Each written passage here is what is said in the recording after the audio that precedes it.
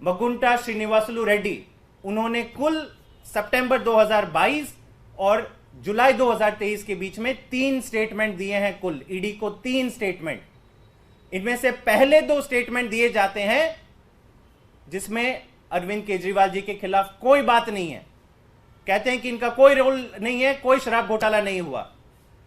और तीसरा स्टेटमेंट, क्योंकि अब बेटा 5 महीने से जेल में सड़ रहा है, तीसरा स्टेटमेंट में वो अरविंद केजरीवाल जी का नाम लेते हैं, उनके खिलाफ बयान देते हैं। अब चौंकाने वाली बात यह है कि ईडी ने जो चार्जशीट कोर्ट में रखी है, इसमें ये 2 स्टेटमेंट का कोई जिक्र नहीं है। 2 स्टेटमेंट पूरी तरह से गायब कर दिए गए हैं।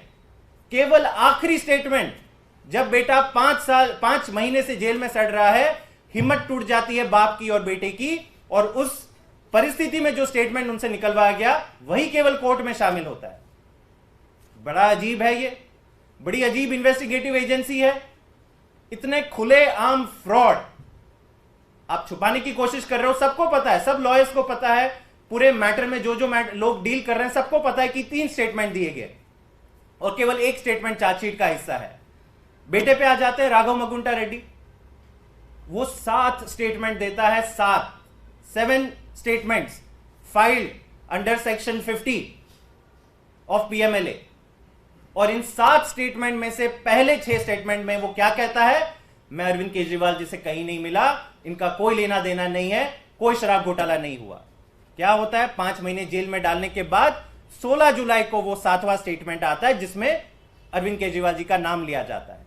और ईडी क्या करती है, पहले के 6 स्टेटमेंट पूरी तरह से गायब है, चार्जशीट का हिस्सा ही नहीं है, कोर्ट के सामने ही ये 6 स्टेटमेंट नहीं है, केवल 7वां स्टेटमेंट ये लोग डालते हैं पूरी चार्जशीट में।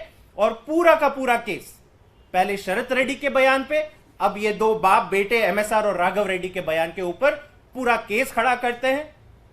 और देश की one of the top 3 parties, आम आदमी पार्टी जो राष्ट्रीय पार्टी है, उनके संयोजक अरविंद केजरीवाल जी और सिटिंग चीफ मिनिस्टर को इन 3 लोगों के बयान के आधार पर जेल में डाल देती है। तो मैं वापस यही कहता हूं कि भाजपा इस लोकसभा चुनाव में कोई और स्कीम के लाभार्थी से वोट मांगने का प्रयास नहीं कर रही है। उनकी जो सबसे बड़ी उपलब्धि रही है पिछले सालों में, वो उनकी ये स्कीम रही है कि केजरीवाल को फंसाओ, जेल से आजादी पाओ। और जब मगुंटा श्रीनिवासलू रेड्डी की बात आती है तो इसमें और एक चीज जुड़ जाती है कि केजरीवाल को फंसाओ, जेल से आजादी भी पाओ और भाजपा की टिकट भी पाओ। मुझे नहीं लगता है कि आजाद भारत में इससे बड़ा फर्जी मुकदमा, इससे बड़ा फर्जी और पूरी तरह से ये जो षड्यंत्र रची जा रही है, वो कभी ऐसा नहीं हुआ होगा कि एक देश की सबसे one of the biggest parties के टॉप 4 नेताओं को आप जेल में डाल रहे हो और इन लोगों के बयान के ऊपर जेल पे डाल रहे हो जिनका सीधा कनेक्शन भाजपा से है। एक भाजपा का डोनर निकलता है, दूसरा भाजपा का अलायंस पार्टनर से उसे टिकट मिल जाती है। तो मेरे ख्याल से अब ये पूरा सच देश के सामने आ गया है।